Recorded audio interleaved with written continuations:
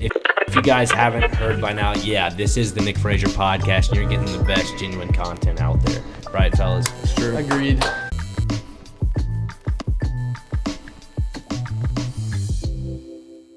Welcome back, everybody, to another episode of the Nick Frazier Podcast. I'm your host, Nick Frazier, as it says in the title. Today, I'm joined by Drake Freeman. Drake, how are you? I'm good, man. Living the dream. There we go, living the dream. Drake is in music, obviously. He does some country music here, a little bit of punk rock earlier back in your days, right? Yeah, right. Yeah, kind of like I always say the long hair days. Yeah, So, I remember the long hair days. If anybody goes and does some research on me, you'll find some pictures of a dude with super long hair and always wearing the sunglasses inside, like thinking it was cool. Had this like flat build, had always. It was just a whole like. It was a vibe. Yeah, sometimes like when I look back, it was like I consider that person like a character. Like it's like, yes, that was me. Like I wasn't pretending anything, but like I definitely kind of like played dress up to like put it lightly. You gotta play the part. And I definitely tried to play the part, and everyone else I was around when playing with had like long hair when I met them. And my hair was like growing out. It was more like kind of just shaggy, and like I was like, man, like I need to catch up with all these guys because like I don't fit in when they all have the long hair. But the irony is now that those guys I was hanging out with, like we all have short hair now. Like you get married and settle down, and like Gotta look professional. You have to grow up. Yeah. Enough with the fairy tale. You know what I mean? It was fun while it lasted. Yeah. It's funny you mentioned the long hair days because, like, first time I met you was at Radnor House in Murfreesboro. Is that right? Yeah. Hayden was performing that night. Yeah, that rehearsal. Yeah. Man, I haven't been there in a long time, but yeah, that was a good spot. I laugh every time I, like, mention that story to people because, like, the first time I met, because JP and I went to high school together. We know each other pretty well.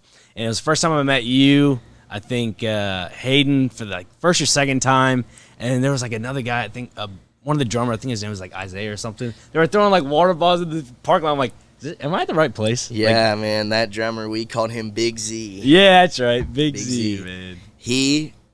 This guy, only dude I've ever played with that he played so hard he like broke his snare drum. No way. Yeah, like, and he didn't have another one. So, like, when you break a snare and, like, they're not on the bottom, it doesn't have that same kind of, like... Yeah, it has that dunk sound. Yeah, it just sounds like a normal drum. So, to compensate, to try to make it sound like a snare, he actually hit his snare harder to try, and that was, like, his resolve. He broke it from hitting hard. Yeah. And he said, oh, well, like, to compensate, I'm going to hit it harder. That doesn't sound right. So, yeah, we didn't have enough amps to play louder than him. I'll put it that way. That's a good way to put it, yeah. So we found someone who could play quieter. There you go. Yeah, no, it was just funny because, like, that little small venue, I'm like, whoa, this is like the bare bones of, like, the breaking into the business. You know what I mean? I was like, this is pretty cool. And then afterwards, after party, whatever, I was like, man, these guys are high on the hog. They're having a good time. Eating, it was like Chick-fil-A nuggets on the counter. Y'all playing a little beer pong. Like, this is a good little environment. We always had a good time. That's, like, kind of been the, like, kind of the foundation of, like, the whole Hayden crew. Yeah. Is, like, when he's around, it's, like, a good time. We're going to party. And so, like, after shows, before shows, whatever. Not so much now, I guess. A little more professional. But back then, before, during, after the show for the next 4 days, whatever kind of happened. It was good-ass time. Yeah, it was good. Wasn't there a song he had like called College Night or something? Wasn't that? Dude, on the original EP. Yeah, the originals. That's funny. If you guys go look up College Night, Hayden Coffman, I think there's still a music video out. Really? And it was like his first music video. It was shot at the Cotton Eye Joe in Knoxville. And at the time, like, he had just, like, he kind of basically, I guess, dropped out of school to pursue music. Yeah. And so, like, at the time, he was, like, partying a lot in college, and so, like, we loved this song. Like, as time went on, and, like, we had other songs, and, I started writing with him, and that wasn't one that I wrote. That was one of his from there, but, we started writing, and we were like, man, this song seems, like, kind of weird now for, like, 25, 26, 27-year-old to, like, be singing, like, College Night, party, like, it does seem a little odd, you know? It's like they're good songs, but like sometimes you outgrow them. No, 100%. Like it reminds me of like when Luke Bryan went to like, I think it was like Miami Beach or whatever, every spring break. He had those weird spring break albums of like, dog, you're like 45 and you're like around a bunch of 19, 20-year-olds. I think it's time to kind of. That is so funny. I haven't thought about those in a long time. Yeah, because I remember I was in like middle of high school, probably like sophomore or junior in high school. I'm just like, I'm headed down spring break, but I'm like, Luke Bryan's there. It's just a bit odd, man. Like, get on out. Go hang out with some older folks. I don't know. Yeah, it's like he was I think he was like trying to like figure out a way to like steal Kenny Chesney's thunder. Like, yeah. Like, what are we going to listen to on the way down to spring break? Luke Bryan's spring break album. It's like, no, most people just listen to Kenny Chesney on the beach. You know, they go down to Gulf Shores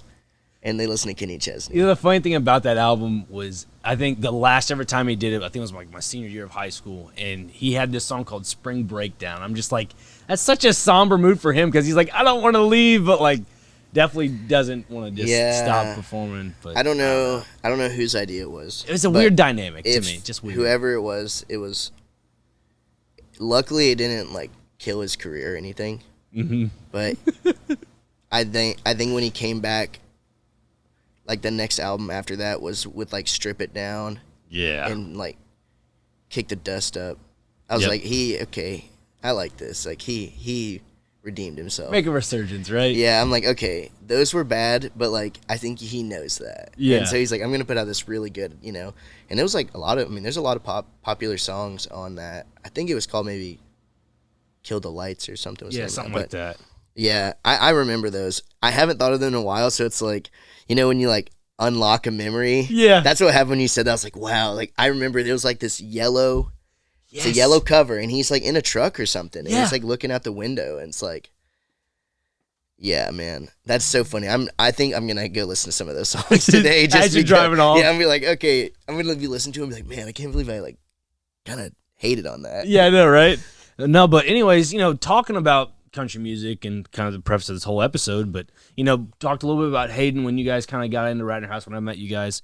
Talk a little bit about the art of, you know, writing music, because I don't know if it was on this before we started recording. Did a little pre little work here, but you talked about a class you took at MTSU where you were just writing songs, and it was like rock, wasn't it? Like intended for rock. Definitely. Like in my mind, I was writing like these rock songs. Like the writing was like, at that point, like a little more like poetic, and it was like I wanted these like unique melodies, and like I don't have the highest voice, so like when I would like get high, it would almost be a little more like screamy, growly, which like in my mind was like rock. Yeah. But I was writing all these songs, and like I went to MTSU and took these songwriting classes. Odie Blackman taught them. He's a hit writer. You can look him up. He's the real deal. Top notch. So even though it was classes, it kind of felt more like a mentorship. It's kind of like how I really think about it. And we'd write songs, we'd turn them in. The class would like kind of critique them, but his critique was kind of the most valuable to like, here's really what you can do, this and that. And so after turning in like 3 or 4 songs, and I always would be like, yeah, this song, it was like rock, but you turn in like what we call like a work tape. So it's just like acoustic and vocal. That's pretty much what we turn in. And like a lot of times, even today when we write songs, like at the end, we're just like, hey man, get a work tape. You do the little voice memo on your phone. Yeah. So like that's what we're turning in. We weren't like recording like full on songs. So like in my head, I was hearing the final product, and I was like, this is a rock song. But when it was stripped down to like acoustic vocal, he kind of was pretty blunt and was like, dude, you're writing country songs. Like, listen to this. Like, listen to it with just the acoustic and vocal. It's kind of like, this is a country song. Yeah. You're writing stuff that's like, you know, I'm from Georgia, so like I would say things like pine trees or like highway or whatever, you know, red clays, like just stuff that like I was familiar with, you know, like those kind of words and stuff. Mm-hmm. And so, yeah, like that was within the first semester of like, I guess it was like my second semester there, but like my first semester of this writing classes. Like I had not done a ton of writing before, just like personal writing, maybe had like 10, 20 songs in the tank that like, oh, these are good, they're finished. Right. And so these were like in the first 25 songs I'd ever really written. And he's like, yeah, man, like you're writing country songs. So it really like, it just kind of like clicked, and I was like, you know what? All right. And so the next time we like turn in songs, I had more of like the intention of like, let me try to write a country song. Yeah. Where I think it's country, you know, where it's could be on the radio. Because something else, like with some of these songs that I turned in, he would be like, who else could sing this? Tell me who else could sing this. And I'd be like, like I don't know, like Yeah. maybe this person or like that person. And I'd come up with some random, you know, thing, and he'd say, well, like that person writes all their own songs. Yeah. He's like, name somebody who like doesn't write their own songs. They need someone like you. And I like really couldn't do that for some of these. And so like that was another thing. I was like, okay, I need to not only write a country song, but write a country song I could hear someone else singing. Yeah. And so it was like these few little things. That's why I really felt like it was a mentorship. Like these few little things I just picked up on. He would say, okay, I really need to do that. Let me try this. And the critiques from him started becoming a lot more nitpicky. Yeah. Because he wasn't having to give these big like, hey, you just think of your song different, or hey, then he'd be like, does that really make sense? What does this say? And so like over time, it's like, I used to be so frustrated. Like I would get so mad. Like he doesn't like my song. He thinks everybody else he's so nice to. It's like I was realizing like, okay, he was actually like trying to help me. Yeah. Whereas the other people, he was kind of like guiding them. Just kind of guiding them. Like they hadn't even taken those big steps yet of like, hey, what if you wrote a song someone else could sing? Like they hadn't even gotten that far. Some of these other, especially in the early classes. Right. Exactly. The later you get, the more like serious writers you get, and like it starts being like, wow, like there's some other good dudes in this room. So your teacher kind of knew like you had something. You know, you like, definitely knew. Compare, like, you know, when you have like, you know, I mean, I'm in rooms with Chandler Brown, another dude. I'll talk about him a lot, but he's like one of the best writers in this town. He's like a hidden gem. Damn. But like that's high praise. Yeah, dude. I mean, and he's the real deal. But like he was in those classes, and like he was a guy in another band, and was like kind of leading it. And I was like, dude, this guy is like straight up. And like Odie always had like great praise for him, like talking about how awesome his songs were, and they were always like just top of the list of like best songs in the class. And another guy that was like up there that was talked about was like Wesley Davis. If you know who Wesley is, he went there and like, I mean, he's got a deal now. You know, he's a professional writer. Yeah, not that I say I'm not. I believe, yeah. Not that I say I'm not, but like he's, you know, that was like what he was like, dude, I want to be a writer. Like he's just where I had to kind of like be told to like write radio songs. Right. He's just kind of like, no, man, I'm writing radio songs. Like that's always been his thing. So like meeting guys like that also totally changed my perspective of like writing. Yeah. You know, and I didn't even know that could be a job before moving up here. I didn't know people needed writers, these places that I thought were like record labels as a blanket term. I just thought that meant Sony. Yeah, exactly. Just meant they're a record label. I didn't realize they had all these other publishing. And so when I started doing that, and like all of those things kind of starting with the MTSU, like just changing my perspective on writing, like just changed everything, opened my eyes. I was like, okay, this is something that like I can do, and like there is opportunity for it in this town, which was never a thought in my mind because of where I grew up. Right. It's not small town in Georgia, I believe. Yeah, like it's not a super small town, but like when I was growing up there was a lot less than there is now. Kind of place, you know. It's definitely grown. You know, I always tell people I'm from Atlanta. Yeah. But I'm really not. I mean, I'm like an hour or so from Atlanta, but you know, like I didn't know even until like I moved up here that like Levi Lowry, who's written some stuff with Zach Brown. I used to play with Zach Brown. He wrote the song Colder Weather, actually. Really?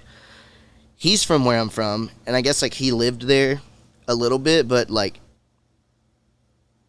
if I wrote Colder Weather and I was getting those paychecks, like I probably wouldn't be leaving my house too much because you don't have to. I mean, that was a huge song for. And that song, like that's the thing people don't probably realize is like when you get those checks, they're continuous. Like, probably to the day you die. You know what I mean? And longer. Then your estate gets it. Yeah, like I think right now it'll probably change honestly before I die. But as of right now, if you are, you know, even if you and 5 other people write the song, like this doesn't start till the last person of all of them dies, right? It's like Beatles stuff. Yeah. None of this will happen until Paul McCartney dies. But there's 75 more years after the last composer of the song dies that the song will make money in that estate before going into public domain. Holy cow. So, like, you think about, like, the Beatles put out songs in the 60s. Okay, so that's already been 60 years. Yeah. He still hasn't died yet. And the day that Paul McCartney dies, it'll be 75 more years after that. So you're thinking 150 plus years of a song making money, generating income for you and your family, and like that's insane. And within those 75 years, right, you own the song. You can do what Justin Bieber, Bruce Springsteen, you can sell. Yeah. People want to buy it. These companies want to buy your songs so they can then make a rendition of it or something. Yeah, and like they can then like they kind of control the like how much money it makes and it being used, because like some people, especially like these other artists, are like, dude, I'm playing shows, I have tons of songs, like if you want to put this song in a movie, like I don't want you to have to come bug me all the time. So like you can just own that song, and if you want to do whatever you please with it, like, you know, we kind of talked before, like it's kind of like Joe Rogan on Spotify. Yeah. Like if the money's right, you're gonna take the deal and be like, 100%. Dude, yeah, sure, I'll wipe all my stuff from YouTube. Like that's like the industry. It's just like there's a trail. There's always a trail somewhere, and like kind of to circle back, I didn't realize before going to MTSU that there was a trail to songwriting where like I could be a nobody and just write a good song, and that could change my life. And you still could be a nobody and have a nice paycheck. And you can still be a nobody, and you could still go anywhere in Nashville, and like nobody would know who you are. See, that's the beauty. I don't mean to interrupt, but like that's the beauty of like living in Nashville as a kid. I remember before the Country Music Center was, you know, right next to Bridgestone, there used to be a giant parking lot for Preds games. It used to be a giant parking lot. And so like every time I would go to like either the Preds game or a Titans game, like occasionally like you could bump into Vince Gill. Vince Gill had like glass seats. Like as a kid, I remember they'd always do the Jumbotron, and you see Vince Gill on the Jumbotron. Wow. So like as a kid, you walk around Bridgestone like, oh, that's Vince Gill. Hey, you mind if I get a picture? Sure. But some people don't do that. Like Nashville's kind of that thing where it's like it's not like no rapper or anything. Like, oh my God, I got to get a picture with him. Nashville, hey, you're going to Joyland to eat food. That's fine. Hey, have a great day with your family. We're not going to bother you. I think it's just more of like a Southern respect hospitality thing, but yeah, you definitely don't see people like going up to celebrities as much here. And I feel like and celebrities, whatever, they don't think they're celebrities, I'm sure. They're just normal people, but you know, like I think that's why like they'll go to Preds games. You'll see people like that at Preds games or Titans games, stuff like that. Like, you know, every now and then, like with some of these younger guys, Billy Strings, Marcus King, if you know these guys, like sometimes you can catch them on Broadway, funny enough. Really? Yeah, like I had some buddies who saw Marcus King a month or so ago, literally just walking down the street on Broadway. And after Billy Strings played the Ryman, he went to Robert's Western World and got up on stage and like jammed with the band. Holy cow. So it's like one of those things where like, oh man, you couldn't make it to the concert, you might want to go to Broadway because you might get a free one. Yeah. You know, like. So that's the thing. Now we're kind of doing CMA Fest. CMA Fest is coming up, obviously. Yeah. And I know you performed at AJ's Good Time and Bar with Chandler Brown. Yeah. I follow him on social media, and that's a good time, dude. I guess full pun intended. His vlogs or whatever are awesome. Yeah. Like I feel like I'm actually getting embraced into the whole entire experience, even though I'm not there. But that's kind of like the goal. That's what he talks about. I joke. I say he's the content king. Yeah, I mean, he kind of is. Because yeah. like before he even put any of this out, I mean, like we were hanging out, and he's like giving me like, yeah, I'm gonna do this and this, and I'm gonna record that. And he's like telling me, I'm like, dude, you've got like most people just like hit record and see what happens. Yeah, like you've got a whole plan, and like what people I don't think notice is like, you know, we played yesterday at AJ's, and he's probably got at any given time like 3, sometimes 4 cameras. Yeah, going. There's like one behind the stage. So there's one like up. Yeah, there's one up that's like almost like a fisheye type of thing, so you can get the whole stage. Usually one coming right at us. There's another spot above the door where he can come from the other angle, and then he wears a GoPro a lot, so that we can do stuff like pointing at it, and that's how he gets the shots of people like requesting. Like he doesn't have to turn his camera around, whatever. If he wants to get shots of the crowd, he's already just wearing that. Dude. You know, and so it's like, and that, it's funny you said that. That was like his exact goal. He was like, I want people to know exactly what it's like. Not just like show up and we're like drunk playing for some places. Like, yeah, he had to like take his kid to like a doctor's appointment, type of stuff or whatever. Like he films that and he's like, yeah, I did that this morning and I dropped the kid off at home when my wife got home from work.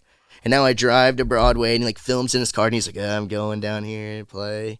And like we park and we have to walk. I mean, it's like, we have to pay to park. That's like one of our jokes. It's like tip the band because we also have to pay to park. Mm-hmm. And they like give us cheaper parking. We have a good spot, but like still not the greatest spot. It's a walk. We still have a little bit of a walk. And so like that was kind of his thing. Like he wants to get all those parts. And then like you get there and you kind of see us setting up and being like, oh, hey, what's up, man? Because the drummer who plays with us, I only see him when I play those gigs. Really? Like I don't see him any other time. He plays other gigs and he's in other, other bands and does stuff. So it's like the gigs that I play on Broadway are really fun because it's almost like it's like the time I get to see my friends. We're like, yo, hey, we're all getting together. Like, what you guys been up to since last week? Or like sometimes we play Fridays and Mondays, so we get only a few days, but like sometimes we have a week or two off or, different guys come in. So it's like, dude, good to see you. What's up, man? Yeah. Like kind of catch up. Like it's a cool feeling, but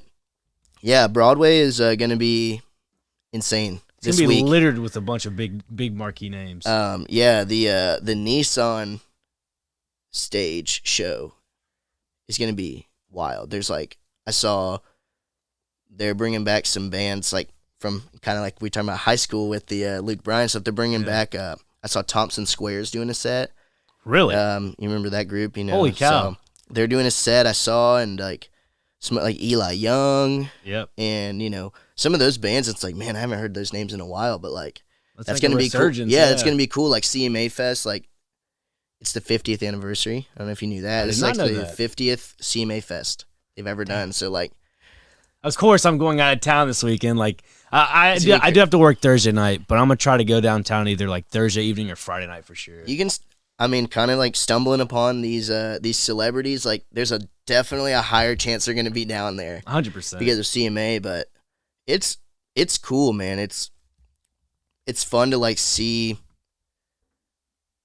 all of these people in town at once, but it's like not necessarily like it's a festival, but it's not like what I would call a festival where like Bonnaroo, where you go and camp out and it's like out in the field or something. Like these stages are just in the middle of Nashville. Yeah. Like it's a different experience. See, growing up as a kid in Nashville, and I always say growing up as a kid a lot, and people are like, dude, can you stop saying? I'm like, I'm sorry. I don't know how else to express my feelings. Well, you haven't grown Nashville. up as an adult yet. Yeah, I know, right? And you're right. Yes, thank you. Yes, I just you hit my should brain. tell people. Thank you. Yeah. But anyways, being in Nashville, Broadway was not what it is today when I was, 4 or 5 or 7 or 8 or whatever. But, talking about CMA Fest, I remember the first year, I don't say it was like 2010 or 2009 or something like that. They started putting out these little small stages around town. I'm just like, okay, so this is how CMA Fest is going to go for the rest of the time. And sure enough, look at it now. It's that little courtyard behind Bridgestone. Yeah.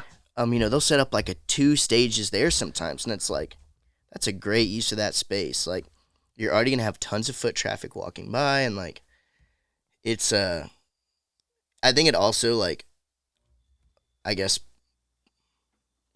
kind of personally, I like that in those stages because they give opportunity, like these smaller guys on the come up, like Luke Combs and these big names that everyone knows, they're going to play at Nissan. Like, they're going to play at the biggest spot because they have the most fans. But, like, I think part of CMA Fest is also stumbling upon somebody new. The diamond in the rough. It's like, yeah, we were just walking by this side stage, and this dude, Hayden Coffman, right, was playing there, and, like, I'd never heard of him. Like, I was like, oh, okay, so they go check out Hayden, and it's like, someone like that, like, and then they go, they can go look him up and be like, oh, wow, like, he does have followers, and he's got streams, and he's got all these songs out. Like, there's something about that. Like, when somebody thinks they're finding someone new and they realize, wow, they're not new, they've been kind of doing this for a while. Like, I think that CMA Fest has offered good opportunities for, like, that type of stuff. That's kind of what I was about to say is, like, for people that are, like, I wouldn't say no names, but are, like, on the up-and-coming rise, is the CMA Fest for people that perform on Broadway, like you and Chandler Brown, is that, like, your Super Bowl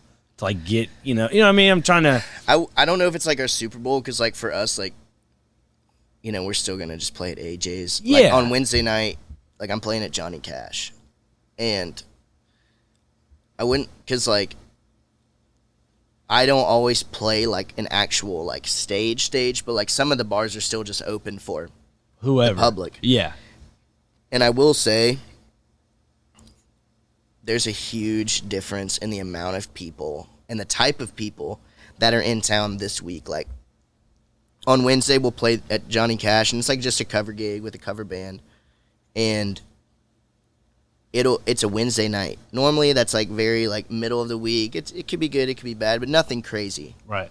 It'll be packed on a Wednesday night, and people are gonna be like asking for every country song they've like ever heard, you know, and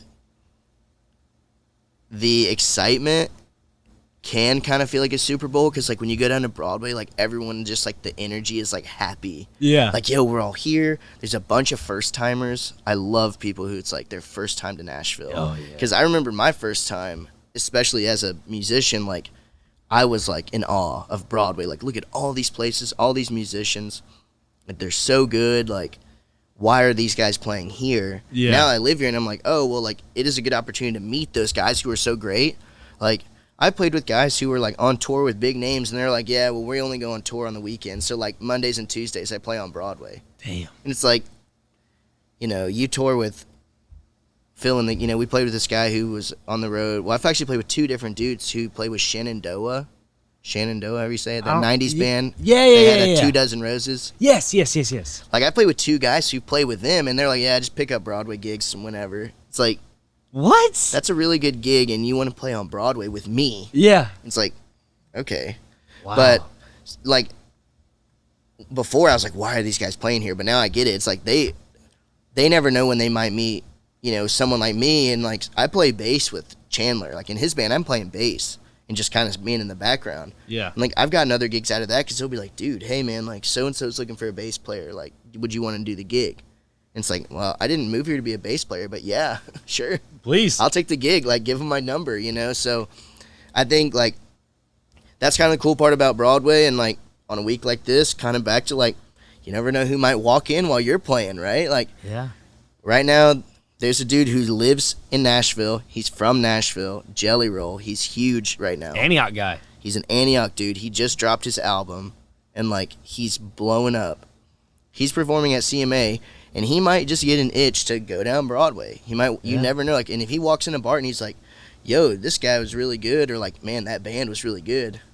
Yeah, like, I got this guy's information. Let's yeah, get like, him on the let me road. go talk to this drummer over here, and Jelly Roll starts talking, and the drummer's like, hey, man, you want to go on the road with me? And yeah. so it's like, you never know when that kind of stuff can happen. And, like, I think that's kind of like, you know, you're, like you always say, like, you're from Nashville. And I think a lot of people from Nashville, sometimes, like, I'm from Atlanta. Like, I forget there's a lot of cool stuff there. Yeah. Because, like, I experienced it all as a kid. Mm-hmm. So you're like, why would you want to go to Atlanta? Like, that's how I feel sometimes. Like, why would you want to go there? Like, I've done everything there. I'm not going to do it again. But, like, a lot of people have never been to Nashville. Yeah. And so it's like, it is like an amazing experience to, like, go down there, and, like, there's just this row of bars. Like, you know, we talked about New Orleans, like Bourbon Street. Yeah. I don't know if you've been to Bourbon Street. It's like Nashville on steroids. Really? Like, you can drink in the street. Golly. Like, the best thing about Bourbon Street, you go in a bar. Sometimes you don't even have to go in. They just have, like, windows. You just go up to the window. But, like, you get a drink, and you just walk down the street till you find the next bar you want to go in. Damn. Yeah, you're right. Like, that's Nashville on steroids. Holy cow. Yeah, and I think Nashville is going that way. Like, I think with them, like, blocking off the street all the time, like, they're going to transition it to that, because I don't think people should wait in line. I agree. To go to a bar. Yes. So you should just let people come in, and if, like, you'd have more people come in and out if you'd let people leave with drinks instead of having to stop them, and, like, they chug it. And ID all the damn time. Yeah, it's like, well, I get the ID part, but I'm just saying, like, but, like, they're in a line for 20, 30 They could do it a lot quicker, a lot faster. Like, there's a lot of things, you know. I mean, if I owned Broadway, it's really, you know, if I owned... Hey, I'm just saying, Drake, you might own a place on Broadway. You never know. I know, right? Might have to... I mean, now, that's how it is, though. Luke Combs I think, has the full rights to Wild Horse now. Yeah, and he's going to do something on the roof up there. That's what I've heard. You know, again, this is just me being nostalgic, but I loved Wild Horse the way it was. Yeah. You know, it's just, I was telling this to a family friend the other day. You know, what made Nashville is no longer really here, but, like, you're still evolving with Nashville. So, like, I get it, but at the same time, like we were talking before, Arnold's Meat and 3, gone. Yeah. There's a couple other, like, small restaurants, like Rotiers, gone. Had some of the best food, gone. But like those things are good memories to have, and that's probably something I need to get over is the nostalgia. But I mean, it is hard. Like Wild Horse is an amazing spot, and like square dancing can't go wrong there. Not anymore, I guess Nashville Palace is the only place you can do like line dancing, square dancing, where there's like a guy like leading it and stuff. Right. Like, it's kind of hard to find now, but I hope. What I understand, I guess, about the whole thing is like Luke Combs going to do something with the roof and rooftop bar, but hopefully like the Wild Horse, like how we see it, is going to hopefully just be more like a venue. Like, what's that new spot down in Franklin? Let me think. Is it like is it Franklin Amphitheater? Talking about that? It's indoors. Oh, indoors. It's indoors down in Franklin, and there's like a balcony, but it's like standing room only. I'll think of it. Is it a rooftop bar or something? No, but like that's I think what it's for its original. Trying to do that. I think they're gonna try to do that with Wild Horse, where it's like standing room only. Like get the tables and chairs out of there. Yeah, and just try to because if you just fill that with only people, you're like looking more in a couple hundred. I don't know the specs of it. You might be able to get 1,000 people in there. I don't know. Yeah, but like 1,000 people. You know, at a ticketed show, like you could start to get some really good acts playing right there on Broadway. And I think like kind of to what you said, that might have the effect of like bringing back like what Nashville was here for. Bingo. And it's like not like, you know, we both know JP. He plays at Wild Horse, but it's like 3 hours. It's like what we do, cover gig, throws in some of his own stuff, but it's like a 3-hour gig covers, you know? Yeah. But, like, what if somebody could go there and, like, see said band, but, like, opening for them was, like, J.P. Burr playing originals only. And it's like, dude, now you have a captivated, like, audience who's, like, there to hear you and not to hear a song they know. From, like, I don't know, Alan Jackson, like, 20 years ago. Yeah. Right, yeah. 30 years ago, actually, Chattahoochee, we always look up all these songs, like Chattahoochee and Should Have Been a Cowboy came out 30 years ago. Damn. And so, like... Wow. We're playing these songs, and I'm like, man, people have been playing this song as a cover my entire life. Like, as long as I've been alive. I'm younger than 30. Yeah, me too. So, my whole life, like, some band has been playing this as a cover, and now I'm playing it. And it's like, yes, it's a great song, but, like, wow. Yeah. Like, how is that still, like, and people want it. People are like, hey, do you know Should Have Been a Cowboy? It's like, who doesn't know that? It's funny you say that. When my relatives from Italy came to visit Nashville, shout out to my family in Italy, they came to Nashville. Well, they was like, we want to go to Broadway. We want to go to Broadway. I was like, okay, we went to Broadway, rooftop bar. This is before I was 21. So, a little hack, just probably not the best hack to give out. If you're under the age of 21 and you want to be at the rooftop bar, you got to get there before 7:30 before they start IDing people. And you're just already up there. And you're just up there, and you don't have to ID, and they just give out drinks. I was like, oh, interesting. Good to know. Yeah. Just food for thought for people out there. Anyways, they were saying we've done it. Yeah, I'm not saying anything, but anyways, they got up to the rooftop bar, and my cousin Sergio is kind of like age of my uncle. I call him my Uncle Sergio, and he didn't speak English so well. He goes, John Denver. I was like, why do you want to hear John Denver? I was like, they play other songs. He goes, no, Country Road, John Denver. I was like, okay. All right. Paid the guy $5 to tip him or whatever. Like, can you play John Denver? He goes, yeah. So he's up there in front of everybody, just like clapping and dancing. I'm just like, Sergio, like, you got to stand back, bud. Like, not everybody's up there on the stage like that. He goes, if you want to be like that, you go over there. He goes, oh, okay. That is so funny, though. But yeah, isn't that crazy? It's just stuff like songs like that are just so old. They're just like ageless. I don't get it. Like, you know, your family said they're from Italy. Yeah. And so it's like, wow, that song has also like crossed borders. And like, you know, that's something I noticed. Like, it's not super, super often down there, but sometimes we'll get people from like, you know, a totally different country. You know, and I like the Italies. We've had some people, I've actually had some people from like Brazil I've met before. Really? And some other stuff. And I like pretty much want to say like non-English speaking countries. Those are the ones I love because they always are like, you know, John Denver. They'll be like Friends in Low Places, you know. Yeah. Chattahoochee. And it's like, out of every country song that comes out, how did that's the one that like made it all the way, you know? Yeah. It's like, it just shows good marketing too. it shows really good marketing, but it's like, it's just like interesting, you know, because I meet a lot of people too from like Canada or like England and stuff. And like for the most part, they're like, I think because they're English speaking, like they have very similar, like, oh yeah, you know, I've met Australian people. They're like, yeah, we listen to all the same. They're that demographic of Australian people are a fun group of people. They're wild. They are. They're a good time. The dude. Aussies are unreal. Yeah, like I was always like, yeah, I was told by them that, you know, like I always think about it that you should say it like Ozzy. Like Ozzy, like with Z, yeah. like Ozzy Osbourne. Yeah. Because I actually played with a guy yesterday, Luke. Can't remember his last name, down on Broadway, and he said that to somebody. Like they were like, "Oh, dude, you're like an Aussie," and he was like an Aussie, like with Z's. Yeah. Like that's how they say it, and it's like I guess some people like it really bugs them versus other people are like, yeah, whatever. Who cares? Yeah. But they're a good bunch, man, and like obviously like the most famous Keith Urban. Yeah. From there, but because of that, like country music has really like translated, and like a lot of people know it. And, oh yeah. You know, even the older stuff to like what's popular now. So it's just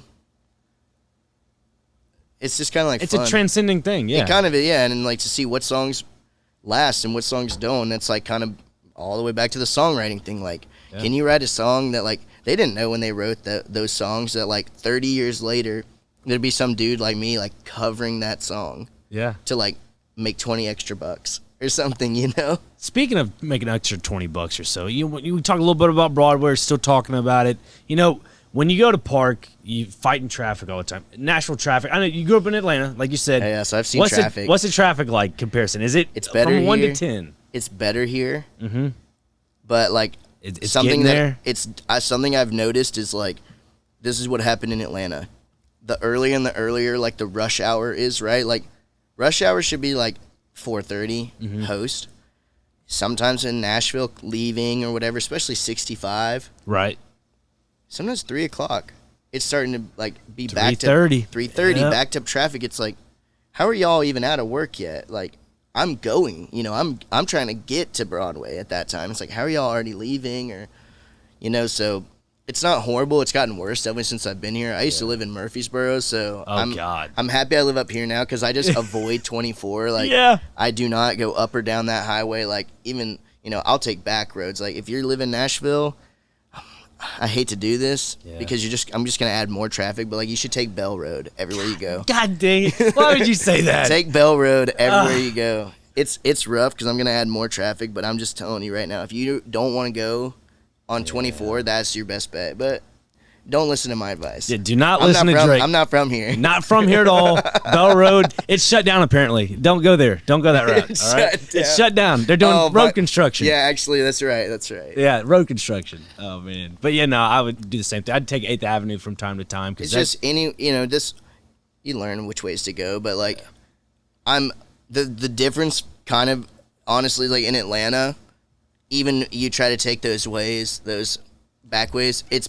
backed up because there's so many people that already know those two. So many people, like I talked about, like I live on the map. Yeah. You know, so you put it in there and it tries to find the fastest way. Like if there's traffic, it'll send you take a left here, take a right there. And I do like that here in Nashville, like I can still take those roads like that and like I can get where I want to go. And like I might have to sit at a light, but I'd rather sit at a light than me sitting behind somebody on the interstate. Yeah. Like that's kind of like the decision I made. I'm right there with you. Like if you're on a main like intersection, you got few lights down the road, but then you're like, wait a minute. If I take the interstate, I know it's going to be backed up for like 20, 30 minutes. It's pointless. It's a lost cause. No. Yeah. It's better to be like, you know what, I'd rather be moving than not moving at all. Like even if I'm on a road like with lights or behind somebody, like at least we're moving. Yeah. Than just like sitting there. I agree. You know, that's kind of how I am. But I think one day it might take, you know, another 10 years or something like that. But like, I mean, if Nashville keeps going how it's going, and they don't account for it. Yeah. Yeah. That's kind of where I'm getting at is like, to me, Nashville is growing so fast that the cars and houses can't keep up with the population. Am I right or wrong? I definitely think that the housing, you know, there's been so many people move here that like, I mean, they've like, had to build, you know, there's apartment complexes and condo complexes going up downtown like every other day because, you know, there's people like, you know, like I said, I lived in Murfreesboro. The house I'm in now, like it was not even joking, probably like available for less than a week. Like it was on the market for less than a week and we were like, we have to get this or like we're not going to get it at all. Yeah. You know, and So like I relocated from being south of Nashville to Nashville, plus all the people that moved in here who were biting on houses like that. Get to the point where there were some people that still wanted to move here. Yeah, there are people from I haven't noticed it too. as much with the cars. Right. And I think that's because, like, I technically live in, like, the suburbs. So, like, I live in a neighborhood, so everyone's got a car because they're, like, going to work and whatnot. So I haven't noticed that as much. And, like, most of the people I work with are, like, commuters. Yeah. But, I mean, I don't know. I should ask some more of these, you know, bartenders and managers and stuff that work on Broadway that probably live within walking distance. Oh, yeah. And they're like, no, like, I don't get a car because, like, I'm going to just take that money I'd spend on a car and just, like, get this apartment downtown. Yeah. Like, I think some people pick one or the other. Like, you know, I decided to compromise by, like, all right, well, like, I've got an old, like, my car I've had, it's been paid off for a long time. Like, I'm going to run it till it stops. My car actually is in Hendersonville right now. It broke down on me yesterday. I was helping a buddy of mine. I was like, my baby. That's my baby. You were helping someone else out and your car broke down. Like, yeah. And, of course, I have a Jeep, and, like, for some reason it's so off topic. Sorry about this. No, go for it. Every time like I wanted to go turn the car on, I turned it off. It was fine, and I pulled back into his house, turned it on, put his stuff in there, was totally fine. So we get to his new apartment complex. We stop in the main office area. He gets his little key fob, whatever it is. I turn my car off. I'm like, okay, I'm gonna go talk to his dad for a little bit, just chat, a little banter. Go back in my car. Nothing. Dash not's turned on. No nothing. Of course, I have like one of the like 2014 styles, so it's like. It's all electronic. The only manual thing is like the passenger seat and the hood. That's the only thing you really can open. And the doors on the side. So then I go to like turn it on. I'm like, what's going on? Open up the hood. I hear this ticking noise. So like there's a fuse box of this electrical shit. And it's just like, I'm like, all right, whatever. I guess I unplug the battery, whatever. I can't find my battery. My battery is underneath my passenger seat. I'm like, what in the world is this? Your car's battery. It's underneath my passenger seat. It's the original battery. It's been in there for 10 years, and that's unheard of. I've never heard a car battery last for 10 years. No, most are like 4. Yeah. I'm like, you're kidding me. I go, yeah, it's a 10-year-old battery. Like, that's insane. So anyways, I had all this stuff in the back of my car. He works for a police department. He's got to go to court to do something for, I don't know, for work or something. And so I was like, well, we need to unload the car. So I try to unload the back hatch. It won't open because it's all electric. I'm like, oh, no. I'm stuck out here in Hendersonville with all his stuff. And you can't open it. Can't open it. So his dad pulls up next to me, tries to jump my car, try to turn it on, won't turn on. So as it's, charging up whatever, my lights are on, my dash works, my radio's fine. I'm like, you know what? Hang on, wait a minute. Let me try to open up the back hatch. Opens up, right open. I'm like, oh my God, yes, thank you. So then we wait for it to charge a little more, try to turn my car on, it won't kill over. And it's not like a regular key. It's push start. And I hate push start car. I really do. I want the key where you can just get the starter. Yeah, in this situation, you want that feeling of like, I'm going to crank. Come on, baby. Come on, baby. Yeah. You got it. Yeah. And sure enough, it didn't keel over. And I was like, God. I was like, come on. And my granddad always said when we were playing cards, he goes, be there, sweetheart. Be there, sweetheart. I'm like, come on, baby. Be there, sweetheart. You got it. Boom. I press it hard. It just, I was like, oh, yes. Yes. Thank you. So I pull out, go to his apartment complex on the other side of the street. My car goes into neutral midway on the street. I'm like, all right, I know I didn't do that. It says put it into gear. I put it into gear. I zoom up real fast, go up the hill, try to park it. So I'm backing it in so we can just unload from the back hitch. Well, my car stalls and it turns off completely. Like it shuts off. I'm like, oh no, this has to be something other than the battery. Still the battery. AAA came out, whatever. Long story short, car is still in Hendersonville, parked in a nice spot. Got to go out there later today. And pick it up. Yeah. And it's going to start. No. So my dad, he's in Memphis right now. He's coming back. Him and I are going to go out there and change the battery. Okay. Yeah. Because it's under the like seat. You got to push the seat up, and you got to push the back seat. You got to go under the carpet. It's in a weird spot. I don't know how they did it. Yeah. Why? Jeep, why? Why would you do that, Jeep? Why? We're coming for you. I'm coming for you, man. That is crazy, dude. Yeah. Like, if it wasn't your battery, I was going to say, like, it might just be an alternator, right? That'd be like the first thought when you saw all the electric stuff. I kept thinking alternator. I was like, oh, no. This is like when you're good. like, oh, my dashboard wouldn't light up in the thing. I'm like, oh, well, that's probably an electric. Yeah. And it went white. So I tried to, like, turn my car back on before I left yesterday, try to put it in drive, went automatically back into park. And the gear lighting, whatever, all went white. And after it said, call electrician, I was like, or not electric technician. I was like, uh-oh. Yeah, so probably just your It's funny because, like, obviously the battery's not, like, totally dead, but it's like, dying. It's telling me, like, hey, like, man. It's over. Yeah. We're done. Kiss it goodbye. Yeah. But like I don't even have 100,000 on it yet. It's like around 97, 98. Did you get a new? Yeah, pre-owned. Well, I got it I think in like 2018. Okay, it was 2014. Those so are like great. Yeah, that's it's a good little car. I like it. That's what I did with that. I've got a Honda Pilot, and like I got it pre-owned. Yeah. Because like they're just nicer. Like it's like getting a new car, but a lot cheaper. Exactly. That's what I'm saying. Like get a 4-year-old car pre-owned. You're fine. Yeah, like get it from a dealership. They keep it clean and stuff. Yeah. Like, and so I love going to like the used car places because I'm like, this is the car that I want, but like it's not in the condition that I want. Yeah. You know, it's like, oh, that's mileage looks good, but wait a minute, interior's not the greatest. Yeah. Like that's got duct tape on it. I'm gonna pass. They're like, yeah, dude, but it only has like 2,000 miles. There's something wrong with it then. I'm like, there's something wrong. It's really That's good. why it's here. Yeah, it's either a diamond in the rough or it's not a good car. Yeah. But speaking of diamond in the rough, you mentioned Chandler Brown. You guys perform on Broadway a lot. Yeah. So when you go down to Broadway, do you guys like carry a tip jar with you? Like, how does that situation work? Different bars are different. Sometimes we bring our own, but a lot of places down there will like have a bucket or something for you. Yeah. I mean, I've even played places where I'll just go to the bar and be like, hey, can I get like a bucket that they use for beer? Really? And I'll just like set that like a beer bucket. Yeah. Because then you can kind of play like, hey, this is our beer fund, fill this thing up. But like when we play at AJ's, you know, like an office building, they've got like those huge like water jugs. Yes. You flip upside down. So they have one of those with like the top cut off.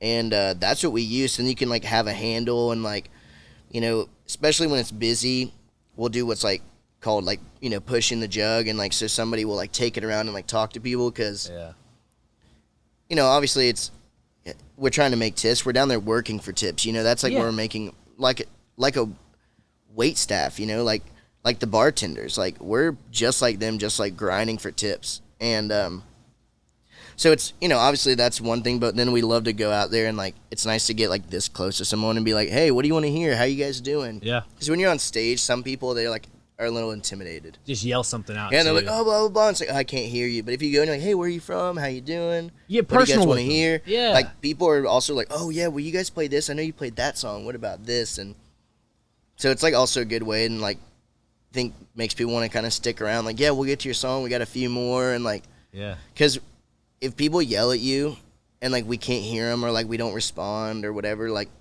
some people take it personally. Yeah, which is never meant. It's never meant that way. It should never be. Yeah, exactly. But like some people, they get really, you know, when they're a couple liquor drinks in and a few beers, they just get a little more, you know. I wouldn't say belligerent, but get a little more out there. Out there, and then they get upset. They're like, he's not listening to me. It's like, no, it's like I can't hear you. Like there's a drummer playing as hard as possible. Like I can't hear anything, dude. Yeah. And you're trying to yell at me, and like these lights are like on the stage, like it's really bright, especially when we play like these Friday night gigs. So it's like pitch black outside, and all these lights are like shining on us. You're just sweating bullets. You're just sweating, dude. And it's like I can't. When the whole room is singing along and whatever, like I can't hear this one dude who's trying to scream at me, you know? Yeah. So like, it's nice. At AJ's, they kind of like have tried to make it where it's like easy for us to like get those requests, and like we even do like a QR code thing. Really? Like yeah, there's Venmo or whatever. Well, it's like it's an app that somebody in town made. It's called MySet. But pretty much it's like we're up on the screen there because they have like a live stream. So like anywhere in the bar you can see us. Like if you're on the second floor, third floor, you can like there's a screen with the band that's downstairs. I did not know that. So you can like scan that. And what it'll do is, like, it'll open up on your phone, like Chandler always says, to a menu type of thing with, like, all the artists or, like, all the songs. And you can, like, search yourself. And you just, like, send it in. And, like, if you want to add a tip, then, like, you can just tip us through the app. And, like, it goes to, I guess, Chandler's Venmo. Somehow he set up the account. Cool. But, like, you don't have to. You know, you could just say, like, this. Or, like, we've had people be like, oh, hey, can you, like, do a happy birthday shout-out for, like, whatever. Just a way for them to communicate with the people on stage. That's like, badass. Yeah, it's a lot different than, like, when I first started playing cover gigs, and you'd have to be, like, tell the band, like, hold on. Okay, and they're, like, leaning down, you're like, so, what was that, man? No, we don't do that one, but, like, we can do this other, you know, like. Sorry, little Timmy, your 12th birthday's going to have to wait. Yeah, it's like, and it's like, oh, well, you know, and, like, sometimes you're like, I know, like, you tipped us for this song, but, like, this person also tipped us for a song, and, like. It's a little bit more. It's a little more, or, like. They came before you, or whatever, and it's like, so you're just gonna have to wait, just like 2 seconds, and we're gonna play this song, and then we'll play your song, like a normal human being should, you know. But now it's cool because like with that app, it's literally like that's up on the screen too. Like you can see the order. No way. Of like the song like list. If someone sends in a tip, it sends in a request through that, not in general. Right. But just through that, it actually pops up on the screen. Like, Nick sending a request for John Denver. Or whatever. Like, and everyone in the whole bar could see that. And I don't think they can see. I'm not sure. I want to find this out. Yeah. Chandler can definitely see, like, how much the tip was. Okay. Because we do what we call the songs in typological order. Yeah. So if you tip us more, like, we're going to play your song next. Like, trust me, if I was going to give $50 to somebody to play a song, like, I'd want to hear it now. Yeah. Like, unless we were like, oh, that guy gave us $100, which that really doesn't happen as much as, like, we like to lead on. Yeah. It happens every now and then, but, like, not. Hey, if somebody's sending you $100, they're trying for y'all to, like, serenade their date or something. They want us, they want us to, like, if they do that, they pretty much want us to stop what we're doing and, like, immediately play their song. We do always say, though, if you want us to stop a song, like, any song, like, if we're playing a song you don't like, $100, we'll stop right then. Like, I'll stop. Okay, you mentioned that. I saw something, because I try to watch Chandler's stuff when I'm at, work, because I try to pass time. Somebody tipped y'all a fake $100. Is that true? Yeah, so I actually, lucky for me, I wasn't there that week. But yeah, so, like, we just dump out the bucket, and we're, like, separating it so we can count it all up. Right. So what we do afterwards, and I guess Chandler was, doing all that, and looks at this 100, and, like, it's really stiff, and it's, like, really straight, and then, like, he starts looking at it, and it's, like, fake. It even says on there, it's, like, this is, like, a movie. Made for movie. Yeah, movie. It was, like, movie money. Yeah. And, luckily, I wasn't there, but, like, he kind of caught it pretty quick, so, like, it's not like he gave it to someone else. Yeah. But, the question I asked him was, like, how do you think the other person got it? Like, do you think they had it and, like, were intentionally giving it to you fake? Or do you think they got it from somewhere else where, like, they went to the bank, not the bank probably, but, or like, somebody else. Somewhere else, and they got $100 bill, and they, like, just took it. Man, that's what I wondered. I was like, you caught it, but what if the other person before you, like, they didn't catch it, and they really thought they were giving you $100 bill? See, that's kind of scary, honestly. You never know. Because, like, that fake money does look pretty damn real. I mean, if he wouldn't have read on there that it literally said, like, made for movies, like, it looks real. It has, like, all the, like, the little blue bar, and it has the... I will say on the fake money, though, it's a little bit more of, like, a lighter tint green, if that makes sense. Oh, it is. And, like, by the feel. Like, he said when he... has more of, like, a blue or green If you're counting money out of a tip jar and you keep grabbing real money, and then you grab this thing... and you get a paper cut? You're going to be like... Wait a minute. This doesn't... Is this a bookmark? Yeah, you're like, wait a minute. You're like, this doesn't feel the same. Yeah. So, like, but, I mean, when it's just sitting there in the bucket, it looks real with all the other stuff, right? Yeah. Like, so I was, funny enough, they've had 2 experiences with the tip jar, and both, like, that band, and both times, I don't know, I guess by the grace of God, really, I haven't been there. Huh. So the fake 100, I wasn't there. And, like, last year, I mean, maybe in, like, September, October, they were playing, like, a 10 to close one night, like a Thursday night, like nothing, almost the weekend. And they were in there, and, like, they had just finished. And, like, normally we kind of finish, start packing up our stuff, and, like, the first one who's done packing up will, like, grab the bucket and, like, go count the tips to, like, kind of just add it up and divide it out. Yeah, and just kind of, like, efficiency, right? It's like we kind of just, like, have our method. Well, I guess, while they were packing up, like, they finished, said thanks, good night. They started kind of shuffling people out of the bar, and, like, they were packing up, and, like, this homeless dude ran in, just, like, stuck his hand down in the bucket and just, like, grabbed a handful and, like, ran out.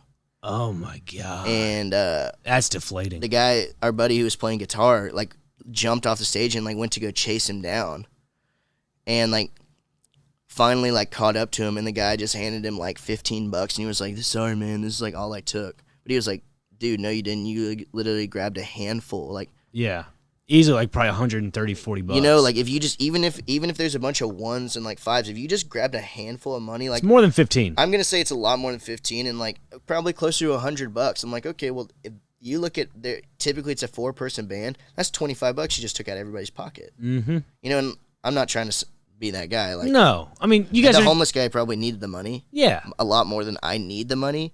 but it's just like it's the principle. It's the principle of like he just came in and just jacked it, ran away, and then when they finally caught up and confronted him, like my buddy wasn't gonna like do anything. Slug him in the back alley. Yeah, no. He was just like, "Yo, hey man, like, do you want our money back?" The guy was just like, "Oh, sorry, this is all I took." Yeah, and it's wink, just like, wink. Yeah, yeah. It's like the guitar player just like took the $15 and was like, all right, man, like thanks. Yeah, you know, it's like he's not gonna fight him, but it's like. Those things happened when I wasn't there, and I'm like, man, that is like lucky for me, because if that would have happened like when I was there, like I would have been pissed, man. Oh, I mean, I would have done the same thing and chased the guy down, and I wouldn't have done anything, but like just I would have just been so mad, dude. I'm like, damn, because with a 4-person band, we always look at it that way. Like if we have a 5-person band, that's a big band. Yeah. $100 is still $20 a guy. That covers our parking and more. Exactly, yeah. Like that could cover my parking. Like what, $20-$30, right? Well, we get the discounted parking, so it's like $10. Okay, that's not bad. So like that covers half my parking, and then I've got $10 to maybe like grab like some Taco Bell, some McDonald's, like on the way home, like the only thing that's open at 2 a.m. I know that feeling. So it's like, dude, that $20 literally could have like got my parking and fed me tonight, and now I'm gonna have to dip into this other money.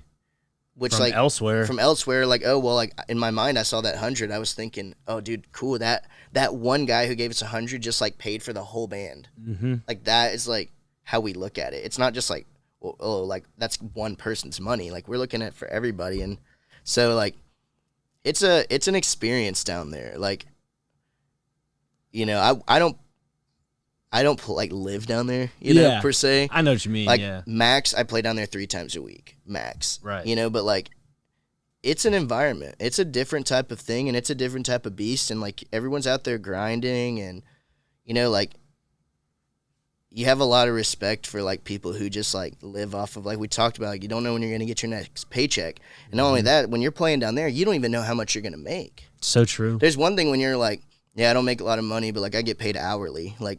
We don't even know. Like, it could be great, and it could just be like, man, like, yeah, we made $20 each. So like, lowest total. amount you've made, and just off the top of your head, a 4-person band. What's the lowest amount you've made? So a 4-person band, the lowest amount we've ever made, probably $65 each. Wow, which is still really good. Yeah, but was it like a big crowd or not really? If you can remember. Probably not a very big crowd. Yeah. You know, like some places will pay you like $50. Yeah, for like cover charge or something. You know, so like, let's say we got $50. That means we only made 15 a piece. So like a 4-person band, that's only $60 total in tips. It's not a lot of tips to make, you know, for like playing for 4 hours. Like, it'd be one thing where you're like, yeah, dude, we played for an hour and we got $60 in that 1 hour. Yeah. You want to play them for 4 hours? And you only make $60 in tips, and it's like you were stretching to get 50. Like those last few ones, you're like 57, 58, 50. It's like, and then you got a couple quarters in the back end, so that makes 60. Yeah. Oh yeah, dude. When there's change in the bottom, I'm like, oh, I bet it's a deflating. It was a rough day when I like tipped that bucket over and hear like, yeah. Like, I'm like, oh man. It's like, do I have to go to the quarters machine and exchange this for a dollar bill? Yeah. Sometimes I'm like, does anybody want the change? If not, like, sometimes we'll just be like, hey, let's just like give it to the bar. Like, not even the bartenders. I'm like, you just throw it in your thing. I'm gonna propose something here. Maybe at the end of the night when you guys have all this extra change, y'all should do like a I don't know, a cheap shot or something. Have the bartenders just do like a hodgepodge of something random with whatever's left. In that change. And just whatever's left of the change. Like if it's like a 89 cents in the jar or whatever. 89-cent shot or something. Whatever you think is 89 cents, and they just like pour it. Yeah, out. And just pour like a hodgepodge or whatever. That's a good one. I think that would be like a nice way to be like, hey, right before we close up the night. Yeah. You know, like before everybody's packed up and we go home, like let's have this shot right here. Then maybe on top of that, ask people that are around the bar, be like, hey, anybody want to pay me $25 to drink this hodgepodge of crap? I mean, it's an 89-cent shot. It could be terrible, it could be great. I don't know. And you pay me $25 to drink it. Exactly.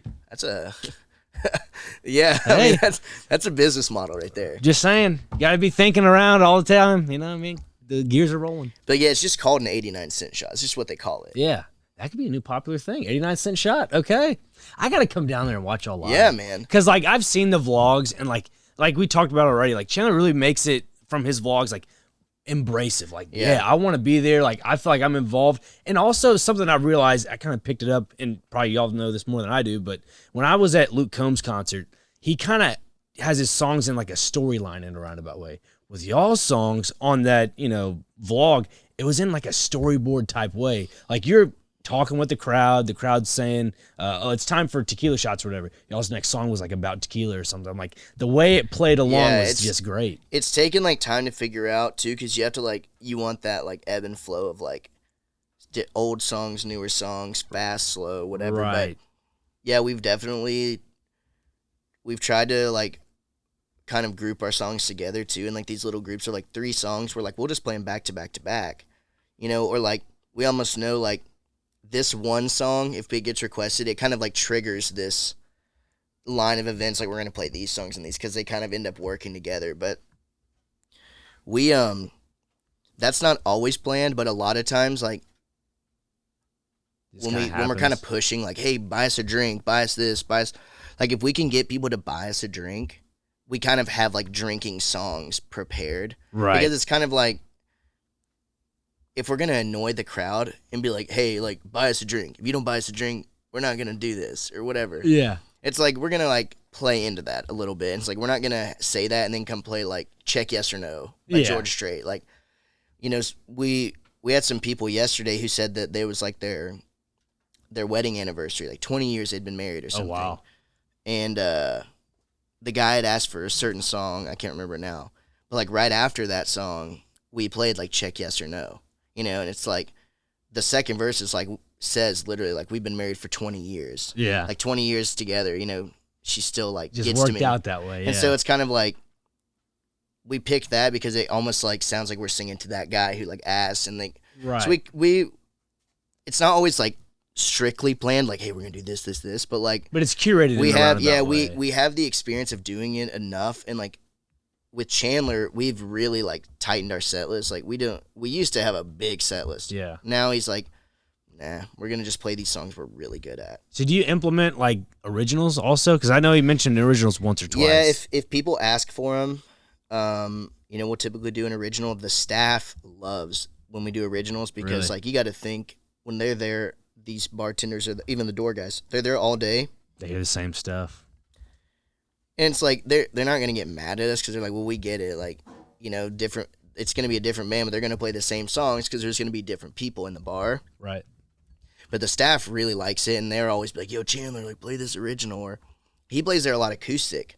Yeah. So he'll, like, play them, like, his newest stuff. Like, oh, this unreleased tune. What do you guys think? And then they'll be talking about it, like, when we play full band. Like, dude, does your band, can they play that song? So every now and then, we'll do that, and there are a few people on the Facebook Live who will be like, "Hey, play that original." Really, you have live requests like that? We have like, I would say we probably have like, confidently, we have like 5 Facebook fans, like mega fans, who are on every single time we play.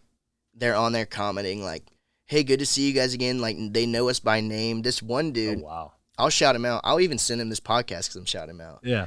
Buffalo Steve. That's what we call him. Buffalo Steve. He's from Buffalo. His name's Steve. Heck yeah. Obviously. So he came to Nashville once, and he purposefully came on a day we were going to be there.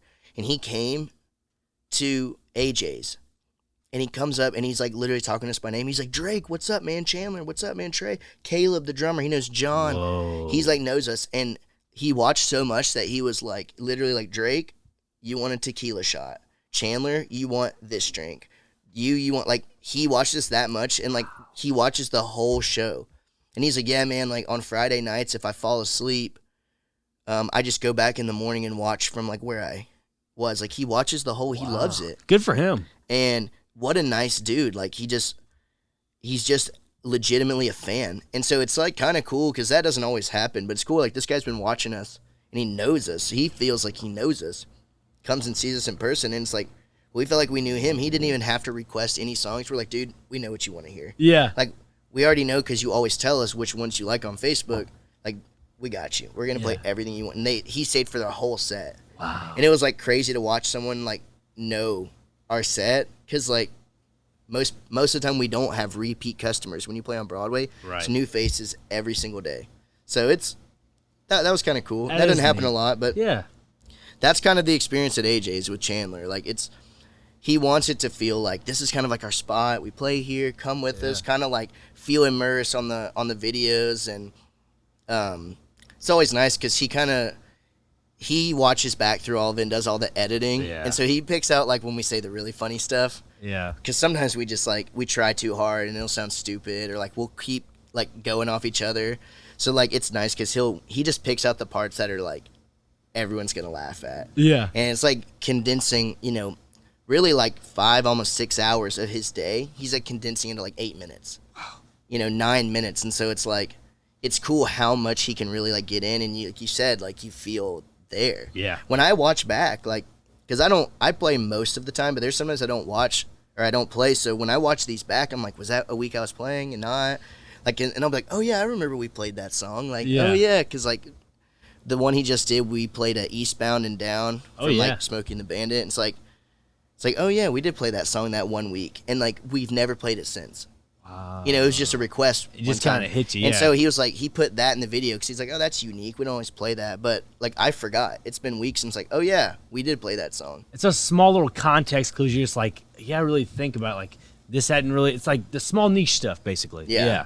And it's like, it's just cool too, because like I think when you're working and you're just grinding and doing different things, like it's nice to be able to like honestly go back and like be like, oh, that was a good day. We played those songs and we did that. Like I kind of just forgot about it because I just moved on with my life. I had the next thing I worried about, or the next thing that, you know, modern day picture. Honestly, it's video. Yeah, you get to relive the memories. Seriously, so that's really, I will say, like Chandler, I've never even said that to him, but like that's kind of a cool part about it. Is being able to like go back and.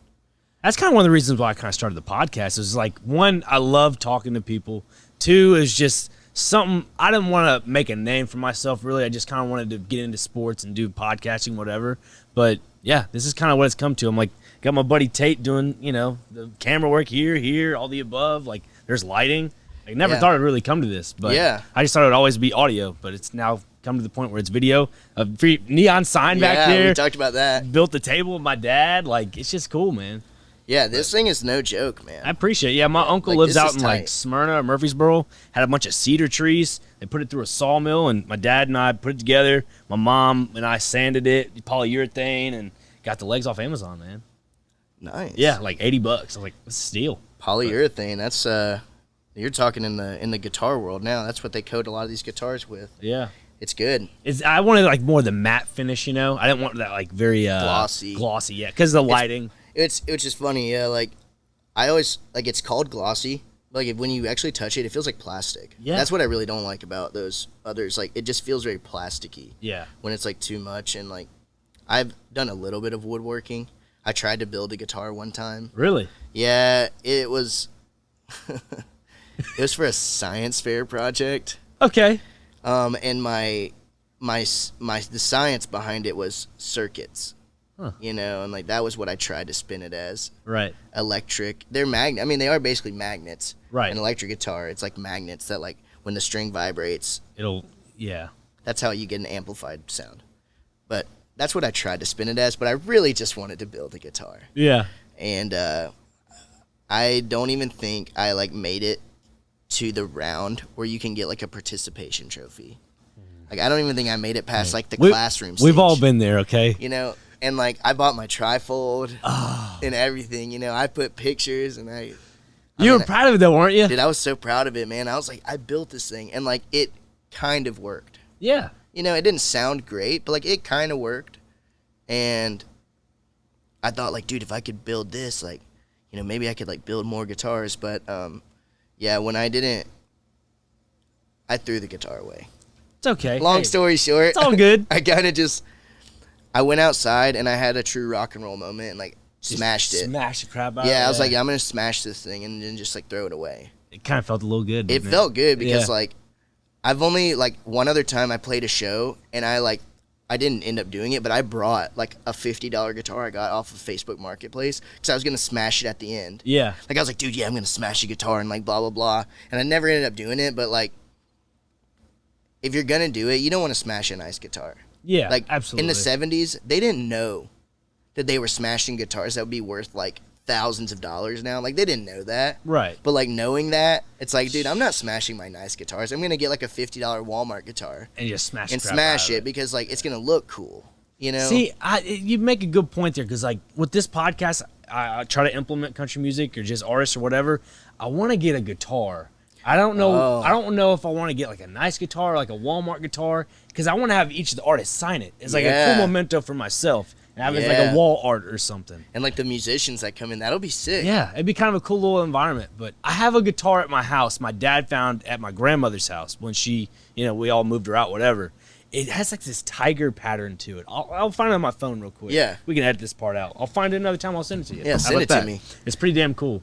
But anyways, I think I'm doing that. It's like a little something different. It'd be a nice little backdrop if you hung it up here or something and like went across. Yeah, like I think that's always like if you didn't have the nice table, I'd say tell people to sign the table, Yeah, I thought about it because I call this the breakfast table. It looks like a bunch of uncooked strips of bacon. It does. That's why I call it the bacon table, breakfast table, whatever. But I wanted to have a live edge, and it had like termite damage, but I kept just sanding it down. You see these like cool little grooves, black grooves. Yeah. I'm like, it's pretty badass. Yeah, man, I was noticing that right here, but like if it wasn't so like nice, like I'd be like, dude, you should have people sign it. Yeah, because like likelihood, the guitar, if you update your space, if you move space, you want to like change around your stuff. Right. Guitar's a lot easier to move around, and it's like signed than like if you wanted a different table and you're like, man, how'd all those people sign it? And then you kind of feel like you have to keep the table. Yeah. Which not that you might not keep the table, but like having a guitar that's like a little easier to. Yeah, I could put it in my room somewhere or something like that. But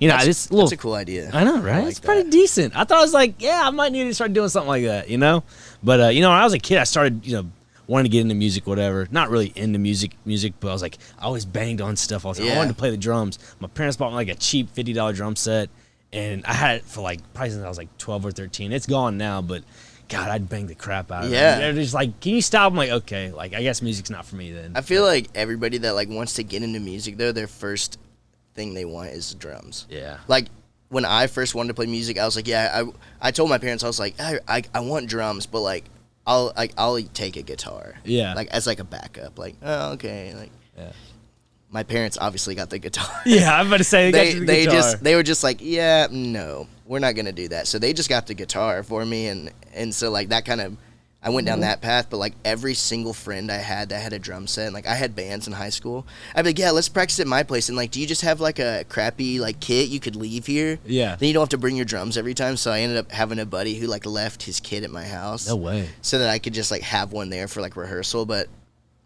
personally, like I used it selfishly. I used it for like myself to play drums, and like I could tell my parents like hated it. They were like, oh, this is so loud. Like we know he like wants to play music, but like it's just so much louder than a guitar. Oh, 100%. Because I'm also not a guy who like cranks the amp. Right. So like drums were for real like the loudest thing I would ever play. Like I don't even use an amp anymore. Like I'm a guy who's gone into like the digital world. So like I don't care. Like I'm not that kind of loud player. Yeah. But I always wanted drums. And then, ever since moving here, I've never lived in a space that's really like conducive for drums. But like the second that I live somewhere where I can have a drum set, I'm going to do it. Like absolutely. Because I also like, it's nice to have it. People can come over, you can jam. But also like, I might get good at drums if I had a drum set.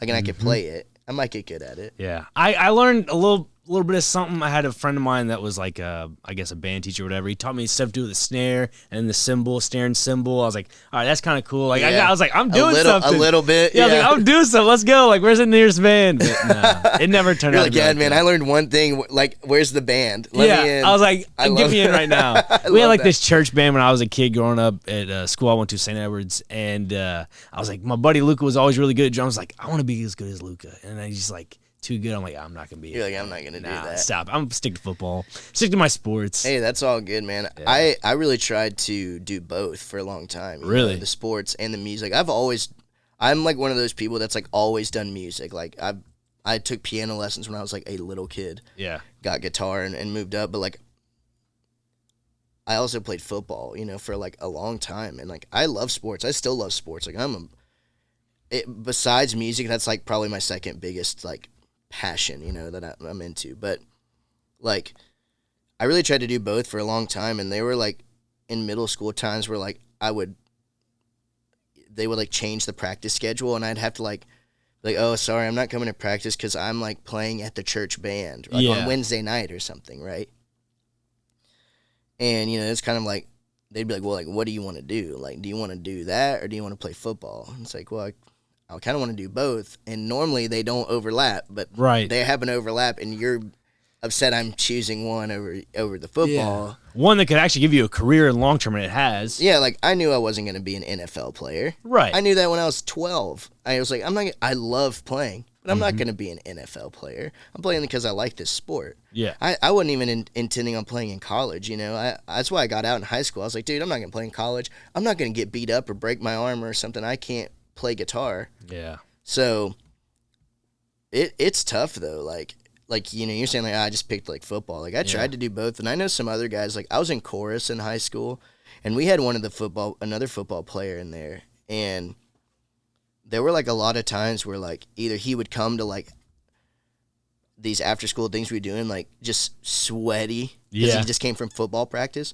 or he would have to leave early because they were like, you know, the football team was like, we can only compromise this much with you. Yeah, like that's all we're willing to do. Like you need to pick one or the other. Exactly. You know, and he actually never did, and just like tried to like ride that balance through the end of high school, and then I don't know what he ended up doing. He didn't play in college, but it's tough, man. Like when you're doing things like that, that's like some people with like football, like that is their path. Just like for me, it was music. Like that's what I wanted to pursue, but like I've known a lot of guys that have gone that way. They're like, it's like hard, man. It's a hard, you know, dynamic to really like balance. Being older, I'm like, yeah, like.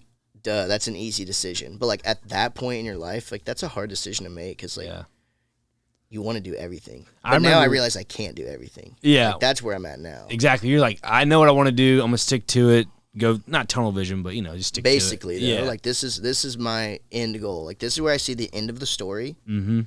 And, like, playing football does not get me there. Not at all. You know what I mean? Like, so I've had those moments. It's really more like it came to, like, that where it's like, that's fine. All that time that I maybe would have been playing football, now I just watch football. Yeah. You know, like I read all the sports stuff. Stay in the know. See what's going on, and like, it's fun. Yeah, I agree. Well, speaking of fun, we'll get to the last segment. You probably pressing on time a little bit, but that's all right. It's all right. Meals with Meatball. It's a very fun segment. We're talking about food. Two little lists: Tennessee Tasties, Nashville Nasties. By the way, Meals with Meatball, my nickname is Meatball. So when I was in high school, I played football and then I played soccer. And the coach was like, oh, he's Italian, let's call him Meatball. Because I did have like 20, 30 pounds extra on me. I was like, okay, whatever. So call me Meatball. So it kind of stuck with me. I like it. Meals with Meatball. But Tennessee Tasties, Nashville Nasties, 3 of your best places you like to eat at or that is delicious. And then Nashville Nasty, just terrible experience with food wherever. Just go ahead. Okay. Well, I might hit a few on the Tasties if you're not from Nashville. Yeah. Skulls. Okay. Skulls Rainbow Room. A little pricey, but like the food's fire. It's dark in there. They got like jazz music. Yeah. It's downtown, Printer's Alley. Oh, I love me some Printer's Alley. So Skulls, I love that. Another one that's downtown, it's on Church, I believe, is Deacon's. Yes. Deacon's New South. Amazing. If you want brunch, breakfast, Nashville Jam Company. That's what I'm talking about right there, Drake. Strawberry jalapeno jam, dude. It hits different. It hits different. And there's a few other local spots around town. There's that burger place, ML Rose. Yes. They have a burger with one of Nashville Jam's, like, jam on it. It's unbelievable. And so, like, I'm glad I went to the actual place first. And, like, so those would be my 3 tasties. I would say, like, downtown you have Skulls and Deacons and Nashville Jam. Celebrity pick? Because I know you're on the road. You can go ahead. I'm on the road. I will actually pick a place from Georgia. Okay. Because where I'm from, like, one of my favorite places growing up, if you're in downtown Atlanta, it's a place called Mary Mac's. Okay. And it's like Southern cooking. It's sort of a meat and 3, right? But instead you're sitting at a table, and, like, you could be sitting with, like, people you don't know or whatever. And it's not one of those where, like, it's family style and you pass it around, but, like, you have this sheet of paper. And, like, that's how you order. Like, I want fried chicken, I want these sides, whatever. If you go to Mary Mac's, listen to me really closely. If you're in Atlanta. Look at that camera right there. If you're in Atlanta and you go to Mary Mac's, you should also probably be catching a show at the Fox Theater because they're really close. But if you go to Mary Mac's and you want the banana pudding, you said something about banana pudding earlier. I did. I'm a big banana pudding. Tell them to bring it out at the beginning. Because if they do not bring it out to you when you order, when you're there, it will be gone. Really? It'll be gone. There were 2 times when I was a kid, and I'll say this. I'm going to let you guys in on some personal knowledge. I'm going to look right at you. I cried I was like 9 years old. I cried. Didn't get the banana pudding. Because it came out and when it was time for dessert, even though I'd put that on there, they're like, hey, sorry, we ran out. And all the other desserts at the time, like being a kid, like that's all I wanted. So I was like, no, I don't even want another dessert. So after that, we learned, just tell them, bring it out, and it's like your prize. You just stare at it while you eat all your other food. And then you're like, I know I'm going to get my banana pudding. It's really good. That'd be my celebrity pick for Atlanta. And now you're Nashville Nasty. Okay. Uh-oh. I have one story. Let's hear it. It's downtown. I eat a lot downtown. I spend a lot of time down there. Yep. For anybody who's, it's not Assembly Food Hall. That place is great. Okay. But it's close. Uh-oh. Right up on Fifth Avenue or John Lewis, I think it's what it is now. There's a corner pub. Yes, it's the one that has the giant screen. The giant screens, the glass. Yeah. That corner pub right there at Fifth and Church, go down. Yep. Two things. Number one, had an experience there where they brought me out a burger that was raw in the middle. Completely raw in the middle. Okay, and then like a month after that, they failed their health inspection. I was about to say, they were on the news for it. Yes. Yeah, I ate there not long before that happened, and I decided then when I had the raw burger, I was like, I'm probably not going to eat here. Yeah. Then that happened with the health inspection. I'm not throwing them under the bus. It's on the news. Look it up. Yeah. Corner Pub on 5th. That is one of the nastiest places I've ever eaten in my life. Okay. That's all I'll say. That's a good Nashville Nasty. That's probably the best Nashville Nasty I've had in a while. It's Corner Pub. Like, there's a few of them. The other ones I'm sure are great. But that one, and just also to try to keep all my picks, like, downtown. Yeah, localized. I eat all downtown for the most part. There's other good spots, but, like, yeah, like, right when you said that earlier, I was like, I know what I'm going to say. I know what spot. Like, I've had one horrible experience where, like, I'll never go back. Yeah. Okay. Well, thank you. Well, folks, what a great episode. Holy cow, that was awesome.